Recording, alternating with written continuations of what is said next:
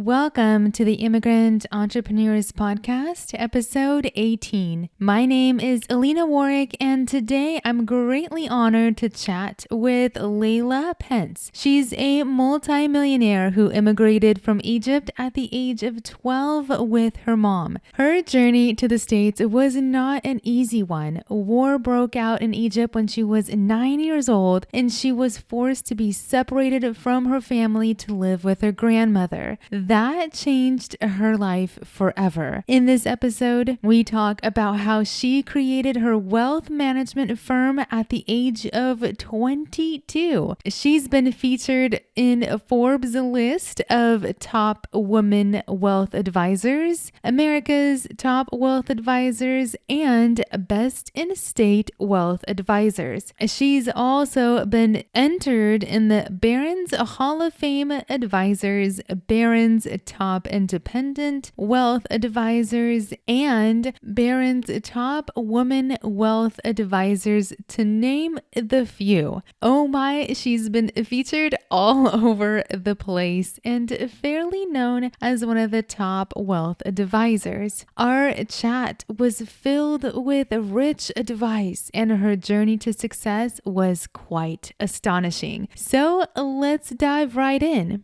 All right, Laila, thank you so much for taking your time out of your busy life to come on my Immigrant Entrepreneurs podcast. I really appreciate your time, and I'm really excited to hear about your journey. How are you doing today? I'm doing great. Thank you for having me. Awesome.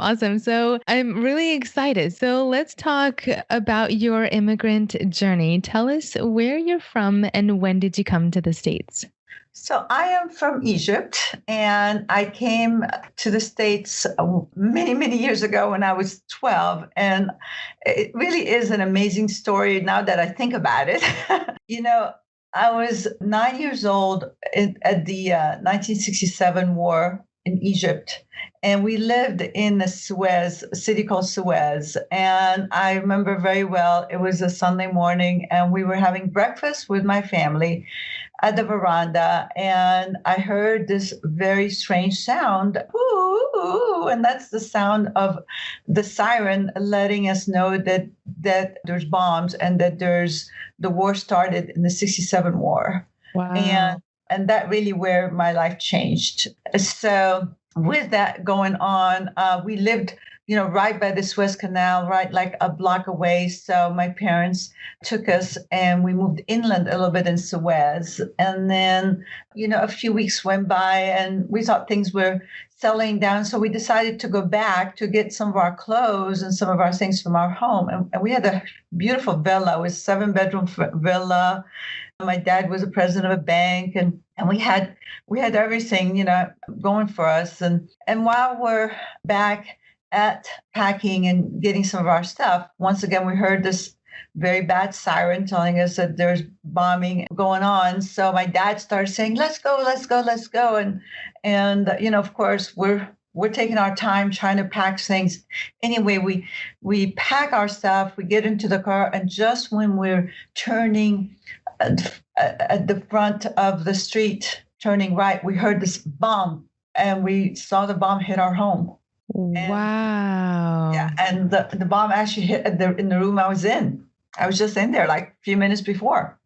That's crazy. And so that really changed. That's when our whole life changed. And then all that point in time, we realized that this war is going to separate us. So my mom and my dad had to stay because of his job. He had to stay and work in Suez, but the rest of us, and I'm one of 4 daughters. I'm the youngest of 4 girls. And my older sister was actually married. So, and I went to French school. So the only place that had a French school was where my grandmother lived.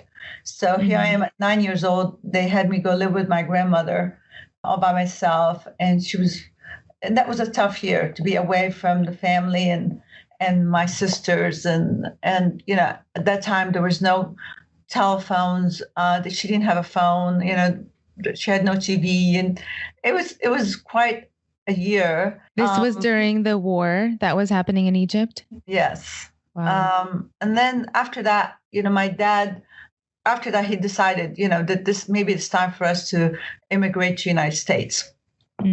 And so he did all the papers, and we got all the papers, and we were ready to immigrate. And it was just going to be me and him and my mother, because my two sisters were going to college, so they were staying behind with my other sister.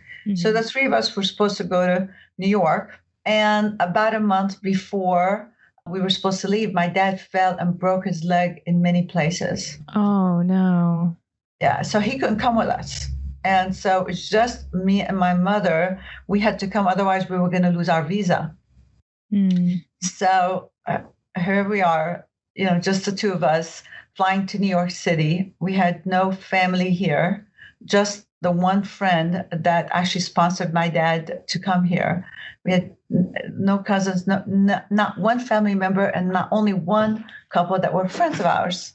I'm sorry to interrupt. Was the war still happening when you guys were immigrating? No, Okay. The war had stopped. Okay.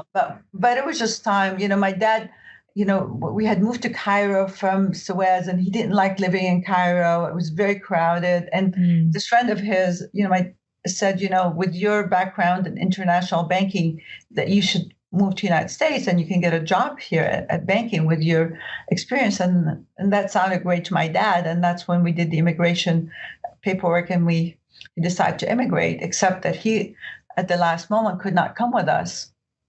And just me and my mother had to come by ourselves. So you guys came to New York, just you and your mom? Yes. And how old were you? 12. Wow. Okay. So did your other family members join later, or did they remain back in Egypt? So they remained back in Egypt for a long time.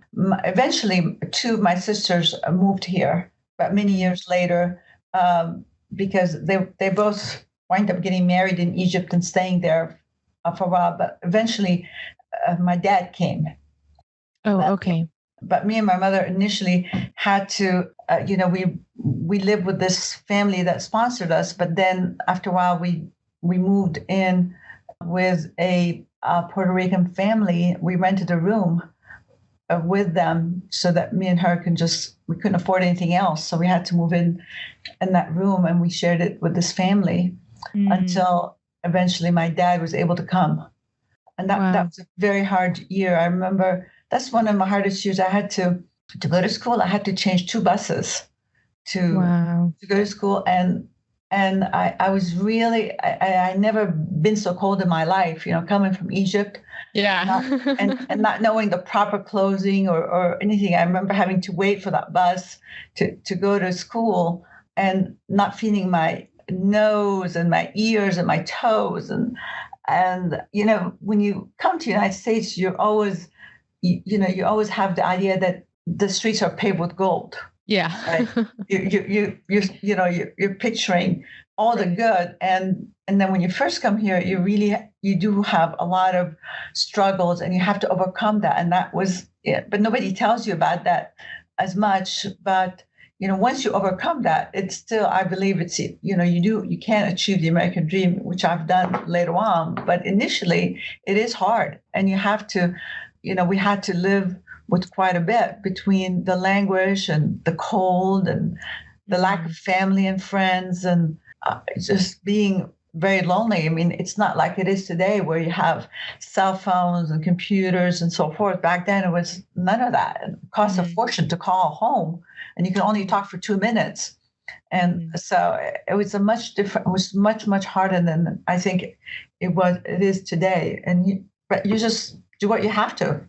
Right. And what did your mom end up doing? Where did she end up going to work, or how did you guys support yourselves? So one thing about United States that it's amazing. It is a melting pot. And in high school, I met this Egyptian girl, and because she's Egyptian, I'm Egyptian. We of course became immediate friends. And then she met her mother, and then her and her mother got us a job to work on the Staten Island ferry. And we both started selling hot dogs and knishes on the Staten Island ferry. I would finish my school, and I would walk down the hill to Staten Island, to the ferry, and I would work on the ferry in the snack bar selling hot dogs and knishes and coffee to all the people. In New York, people work in Wall Street or they work downtown New York, and then they would take the ferry across because they lived in Staten Island. And it was 5 cents. So it's wow. Yeah. And so, I remember like when the minute the doors open, when people come in, they would come right to the snack bar and, get a snack until they get home. And that's, so I worked for several hours on the Staten Island ferry. My mom got a job there as well because my friend and her mother both worked on the Staten Island ferry, and they both got us a job, and that really helped. And then my mom also went to a school to learn better English. Of course, she spoke broken English all her life, but it definitely improved with and working. Yeah, so that's how we supported ourselves until, and then we continued to work there too when my dad came. Oh, got it. And then where did your dad get a job? So he got a job at Chemical Bank because he was a banker, and that's a friend of his that sponsored him. Got him a job at Chemical Bank, which no longer exists. I don't know. It was bought out by different banks. But back then, that was the name of it. Did your dad know English? He knew certainly the most of us. I knew French because I went to French school, and he knew English and French. Got it. So let's go back a little bit. What was it like growing up in Egypt before the war broke out? It was actually great because we were, what we would consider middle class. And my dad working for the bank, we always got an apartment or a house or a villa in this case. And going to French school was really great with my sisters. And, we had, in my house, we had trees. We had mango trees and guava trees, and wow. And we had a car and a driver, and we had caregivers, that helped us, and we had a close family, and life was really good. I think I'm pretty sure if it wasn't for the war, I would still be there. But when things happened, that really changed everything. It's changed our world and separated us. And that is really scary. Yes. So before you tell our listeners about your company, tell me about the path you took. Did you try to go into any other fields before starting your business? Well, when I started my business, I had no idea that this is a business I would get in. I really fell into it. I mean, I remember when I was really young, in Egypt, families want you to either be a doctor, a pharmacist, an engineer. Those are the three things that, every family member, you really achieve success if you're one of those. And maybe even a lawyer, but not really. It's either pharmacist, a doctor, an engineer. So I thought maybe, being a doctor until I saw blood and fainted I realized that was not going to be something I would ever want to pursue. So, but my dad being a banker, I was always interested in finance or money and economics. And really in my last year of college, I met this, all through college, I put myself through college by being a waitress. And so I met this gentleman and he told me about investments and about, starting into tax shelter annuities and investments and so forth on a part-time basis. And he recruited me, taught me and recruited me in that business. But I thought it was just going to be a part-time job, like all the part-time jobs I've been having to go through school. I had no idea at that time that would turn into what I do now in a much bigger scale. Awesome. So you took that job, and how long did you have that until your next move? So basically, I started working for this one company and doing tax shelter annuities and so forth. And then I qualified for a convention, and I went to Arizona, and I met my mentor. His name is Carl Romero, and he saw me this young. I started playing backgammon.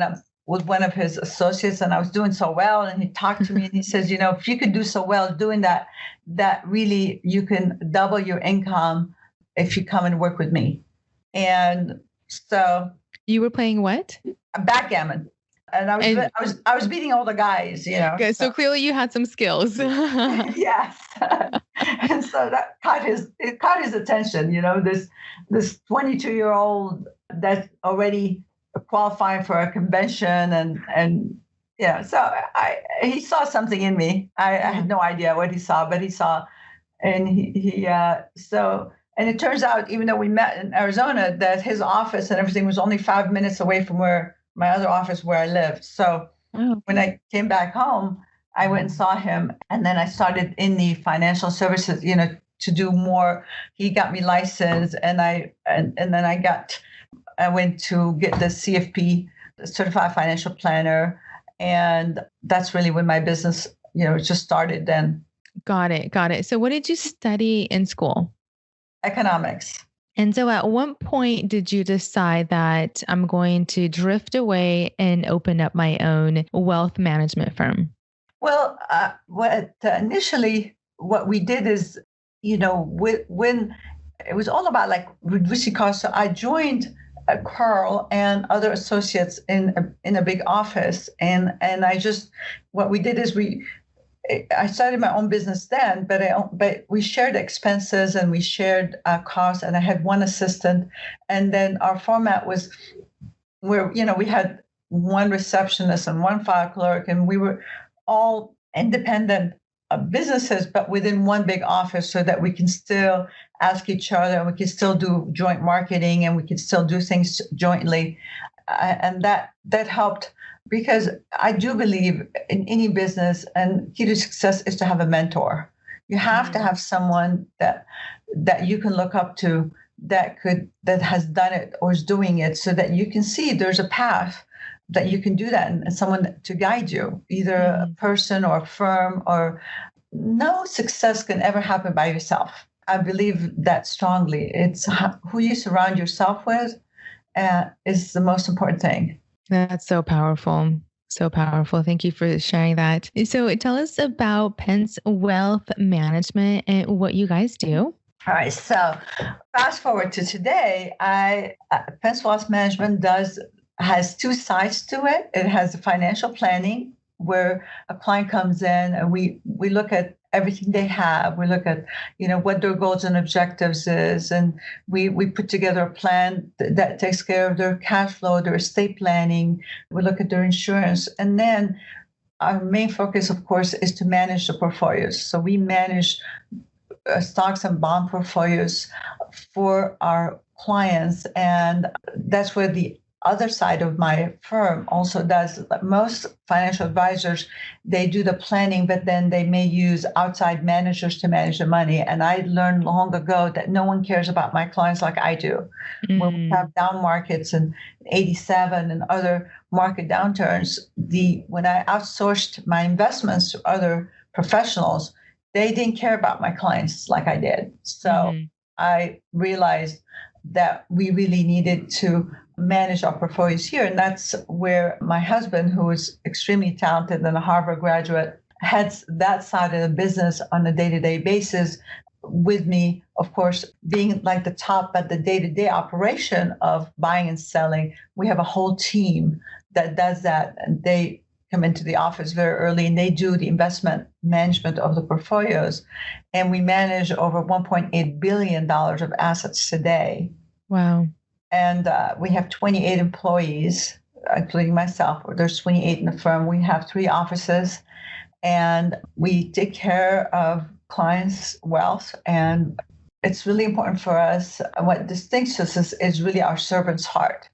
I believe that it's when people trust you with their money, that it's very important that you have a servant's heart, so that we're here to serve these clients, as opposed to having the attitude that, that we're lucky, to have their money. We do just the opposite. We emphasize everybody that works here must have a servant's heart. And we have a very diverse group of people. We speak 11 languages. Wow. We have about half the people here are women, half are men. We really hire people based on their talent and their heart. Doesn't matter, who they are or how old they are or where they're from. They just have to meet those two criteria. Is they need to be talented, smart, yes, and also have a servant's heart. And so, because there's many people, there's 450,000 financial advisors in this country. Wow. And one of the reasons, I'm one of the top 100 is our team. I get a lot of the accolades, but it's all teamwork. It's the most important thing about successful or reaching the American dream is to really surround yourself with people that do things that you don't know how to do and that can help you and have the same vision. Wow, that's amazing. So, Laila, how old were you when you started Pence Wealth Management? Initially, Pence Wealth Management is a derivative of the financial planning firm that I started at 22. I changed it to Pence name when my husband came aboard, and that was about, I think he came aboard about 22 years ago. And then we officially changed the name to Pence Wealth Management because it was important to have his name on the door as well. So you started when you were 22 years old? Yes. Wow. So how did you guys handle the stock market crash back in 2008? It was, we have a very, very unique approach because we do manage our portfolios, and I have really, really smart people. We actually grew 35% that year. No way. Yes. And so, it's been it really made us go to the next level because we did things a little differently. We're very much, a lot of our clients tend to be a bit older and pre-retirees and retirees. So we're very, very, very important for us to protect the downside as well as get the upside. So we manage our portfolios where we reduce risk or increase risk depending on where the market is. And like this year, we've had one of our very best years in growing our assets and also in the performance. And so it's a team I have that it's so good. And we, here at 5:30 in the morning doing the work and doing what's right for the clients. That's amazing to hear that while everyone was losing money in 2008, 2009, and you guys grew by 35%. That's actually astonishing to hear that. So you guys are definitely doing something right. Thank you. Where do you think you got your entrepreneurial drive? That's a very good question. I believe, being a woman in a man's world, in Egypt, if you don't have a boy to carry on the name of the family, and my mother, my parents had my three sisters and they really weren't going to have any more. And they waited 10 years. And then my grandmother kept telling my mother, you really have to have a boy, you have to have a boy. And then I came. So I guess I always felt I had to prove something. I was the youngest of girls, and I really wanted to make my parents proud and my family proud. And I felt that people did see something in me that, I picked up things very quickly. I was very good at school.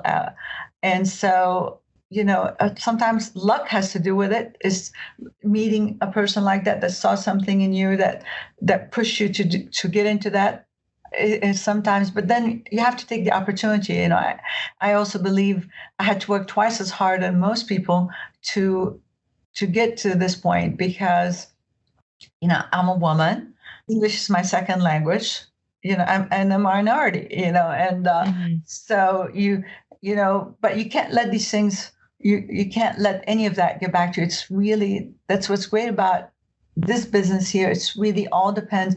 It's all up to you. When you work for yourself, when you have a business, you don't have to please your boss. It's all in your control. And that's why this kind of business, or being an entrepreneur in any business, and that's why I think immigrants have a lot of businesses. I find the clients that I have, they start sometime maybe just doing real estate, or they use their sweat equity to succeed because they see the opportunity here that nothing is going to be given to them. There's not going to be an inheritance that's going to come down because from their families. They're going to have to make their own wealth, and they work a lot harder and work twice as hard, but they do succeed because they see the opportunity. There's unlimited opportunity in this country, unlimited. So powerful. Amazing.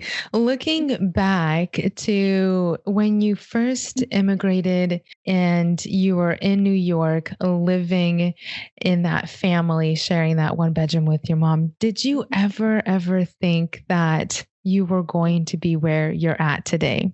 No, I never, not in my wildest dreams. No, I knew that I would do something, that I would certainly be successful, but I never imagined ever that I would be in a position now where, with the assets I have and the prominence. And I mean, one of my greatest joys was meeting the president of Egypt, getting invited to go meet the president of Egypt. And the reason that was so important to me, because it made my dad so proud that his little girl, right? Because, he didn't have a boy. He eventually said that every one of his girls is worth 1,000 boys, but that was a lot. I had to achieve that success to get that. But being recognized as one of the top Egyptian successful women in this country and being invited by the president of Egypt, President Sisi, to go meet with him in New York was quite an achievement. And it's a lot of times, we grow up trying to please our parents, and maybe that's because you love your parents so much and you want to make them proud.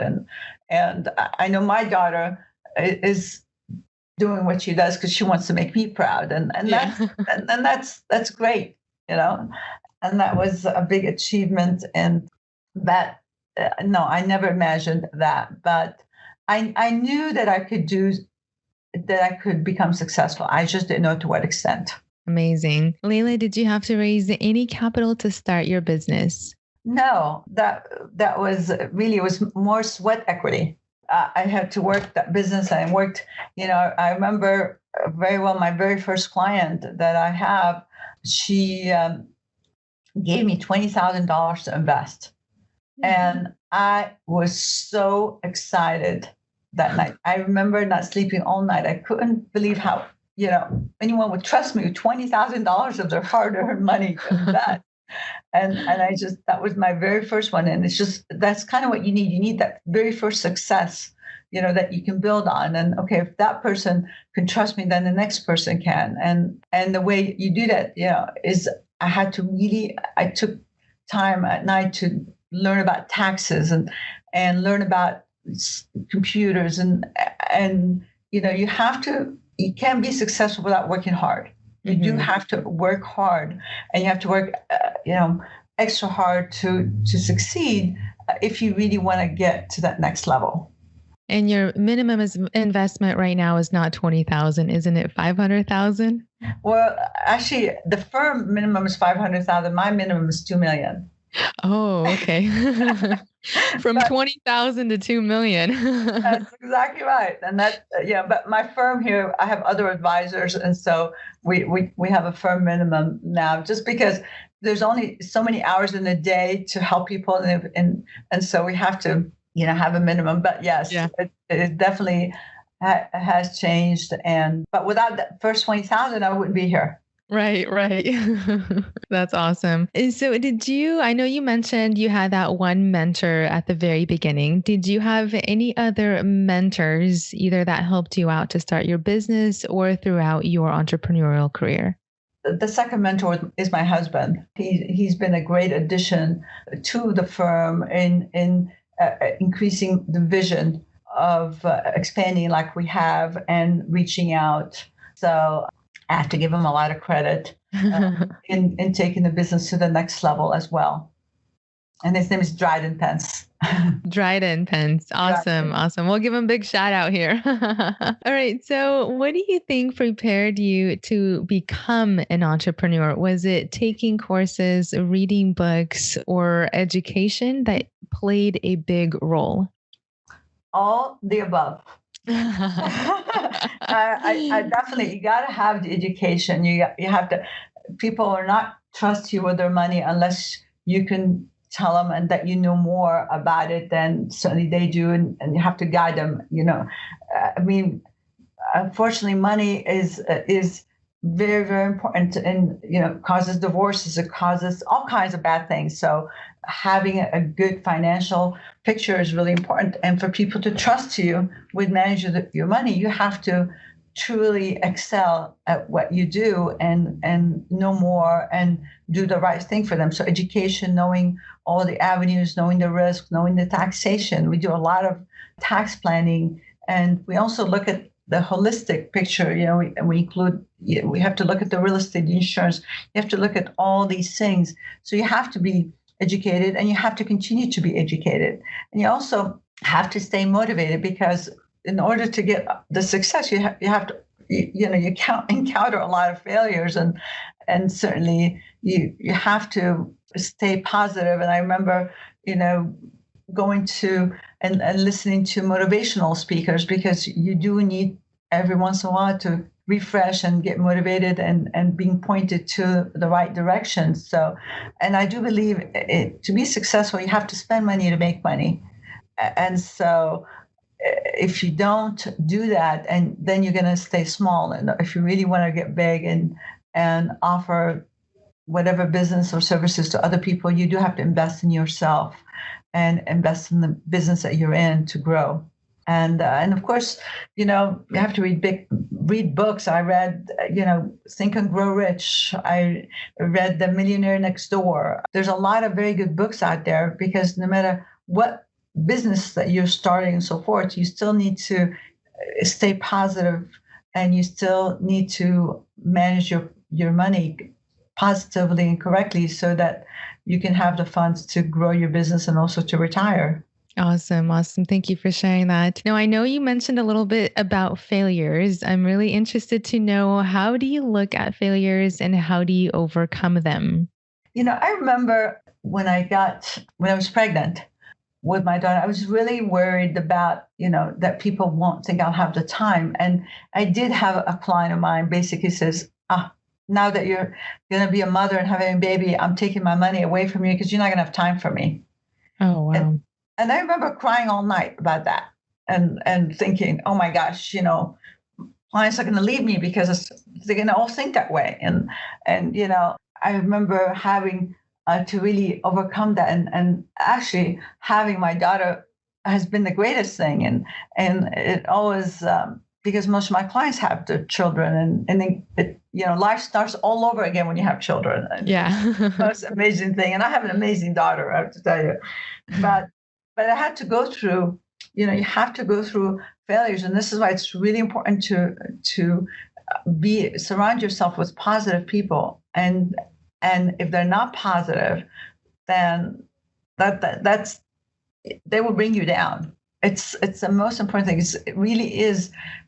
Your mind is the most important thing in succeeding. How you foresee that whatever's happening, whatever failure, it's not going to last. I mean, this is like the things with, for example, what we're going through now with COVID and things like that. These things are not going to last. You have to look into the future. This is how we managed the portfolios this year.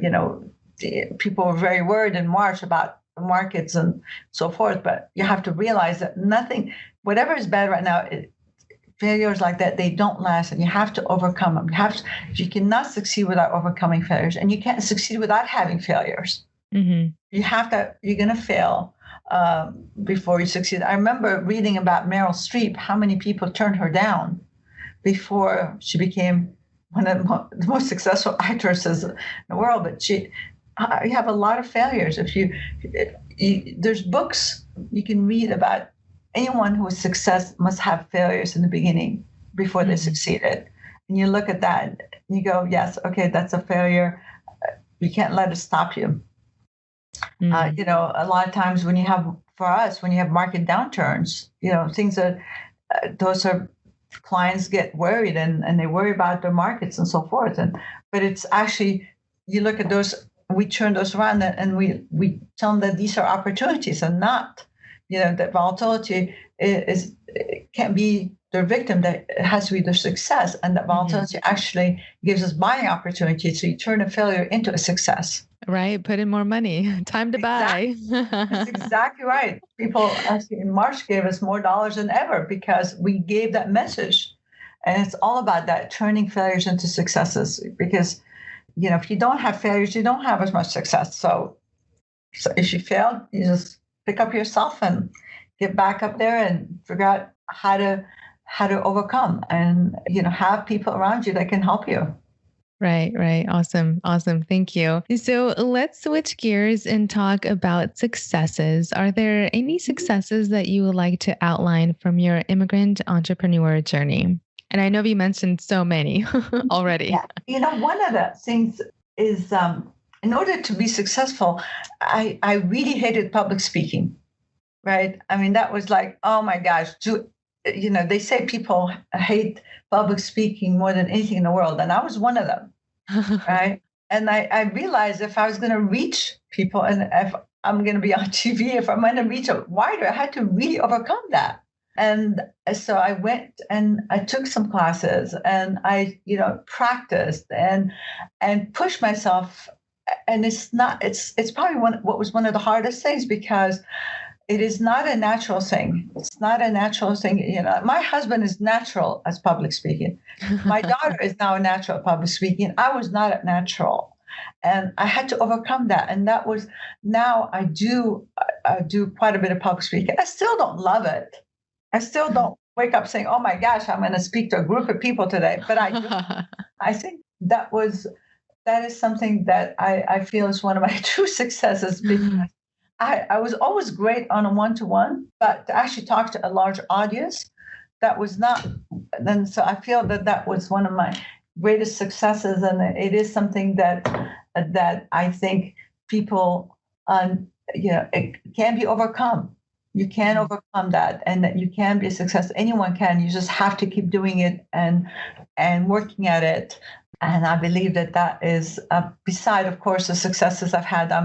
In my area here, you probably already going to tell them that I'm the 6th woman advisor in the country by Forbes, and I've had a lot of successes in Hall of Fame by Barron's, and so these are amazing successes. But I think one of my biggest successes is being a good mother to my daughter, helping her. She's an amazing little girl, and that's I think my biggest success is having a daughter that has a first-rate heart and a first-rate mind. Aw, you did a really good job. That's awesome. Laila, is giving back, either volunteering time or giving back to the community, something that is part of your business values? Absolutely. Absolutely. We believe, when you're growing your business and you get to a point where when you're really successful, it's really, really important to give back. And I recognize that early on. And I also recognize that in a lot of the clients I found the clients that give the most actually grow the most. And I started, seeing the world and seeing there's so much that we can do to help others. And so we support many, many charities, local charities. I'm also a trustee on Claremont Graduate University. We give to hospitals. I support hospitals in Egypt, as well as hospitals here. My daughter's school. Right now, we're supporting an institution called Working Wardrobes that helps people getting into the workplace. A lot of times when people lose their job, they have to look the part to get a job. I know right now it's a lot more online, but they still have to. And this institution here helps educate people looking for new jobs and get them the right wardrobe and give them a computer and give them an iPad and really train them so they can succeed. And I really think that's, you can give a person a job, but if you can teach them how to get their own jobs, then they'll also help others. So I really like to support that, and I also like to support things in the medical field, because and children, specifically children are our future. So institutions that help children in terms of, when they get sick, when they get cancer, it's no fault of their own. right? They're born with cancer. So I feel that, and there's a lot of success in that area, but they need funds. So we help a lot of a lot of hospitals that help those kids and treat those kids for free. Like there's 2 hospitals in Egypt that do that, and so we support those quite a bit. And one of the things that I also, having one daughter and only child, it was really important for me to have her have those same values. So the whole family is involved in giving back. You're giving back in so many ways. You're changing the world one day at a time, Laila. Well, that's awesome. I think it's important. If we don't do it, who's going to? Right, right. You have to pay it forward. Right. I know a lot of people helped me to get to this point, and it's really important to help others. So if someone can't invest $2 million, where do you think they should start as far as investments in their retirement? One of the things is I recommend investors, especially younger ones, to read the book The Millionaire Next Door, because the most important thing about investing is that you should at least put 10% of your income away first and then spend what's rest. What a lot of people do, they get their money, then they spend, and whatever they have left, then they say, oh, we can invest and save that. Yeah. By the time you get to that, with advertising and everything else, there's really nothing left. Yeah. Right? So you really need to begin to, you need to have a plan, and you need to put money aside first, retirement plan, the 401k plans. Everyone that has a 401k plan should take advantage of that. I just did an article about that a few weeks ago, and about the benefits of saving in retirement plans. And then, they should definitely, the stock market, we think, is a great place. Stocks and bonds is a very, very good place to begin investing. There's a lot of places that help you with that. Most important thing is not to get too crazy and not to go for the stocks that I think are going to double or triple. I mean, look for a balanced portfolio.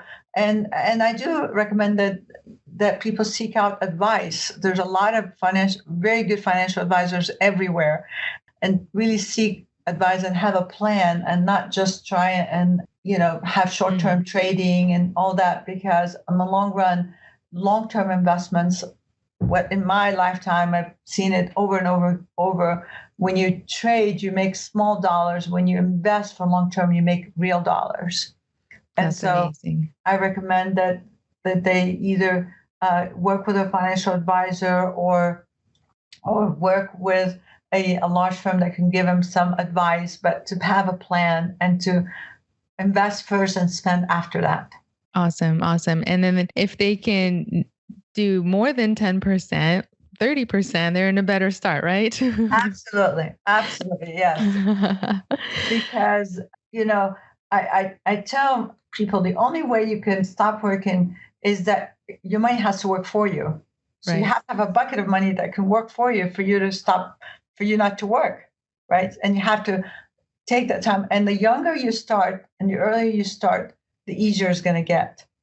And people say, well, I'll do it later. Or, procrastination is like the worst thing that people do all the time.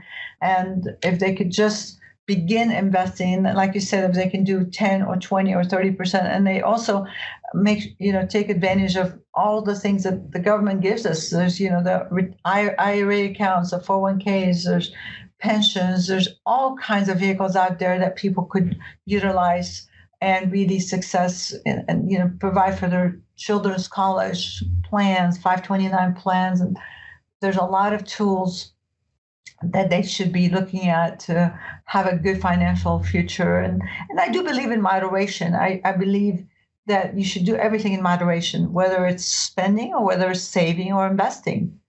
What I find is people tend to do either spend or save. We believe that you should do everything in moderation.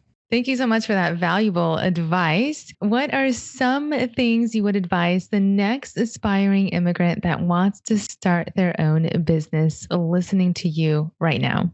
You can't do it alone. You have to surround yourself with other people. Get a group of people. One thing about like I said, very first person that got me my first job was an Egyptian. And so there is a lot of communities. If you have a community, go out and look at at communities, but don't get trapped in a community, right? You don't want to get trapped in a community, but certainly look for people in your community to help you out, to find a role model. And also, you have to be passionate. If you do things for the money, you're not going to succeed. It's really important that you do things because that you really are passionate about it. That's one of the things that drives me every single day is the ability to make a difference in people's life.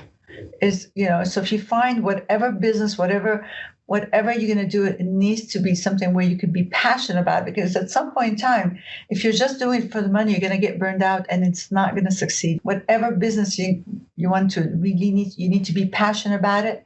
You need to enjoy it. You need to have it where it could help other people, and you need to surround yourself with a team and find people that are good at things that you're not good at. When I want someone that does research, I find the best researchers. For accounting, I find the best accountant. Surround yourself with people that do things that you're not good at, and admit, the leadership or entrepreneurship is really all about that. It's about having people around you that could do things that you don't know how to do, and that you can work on a team and then treat them well.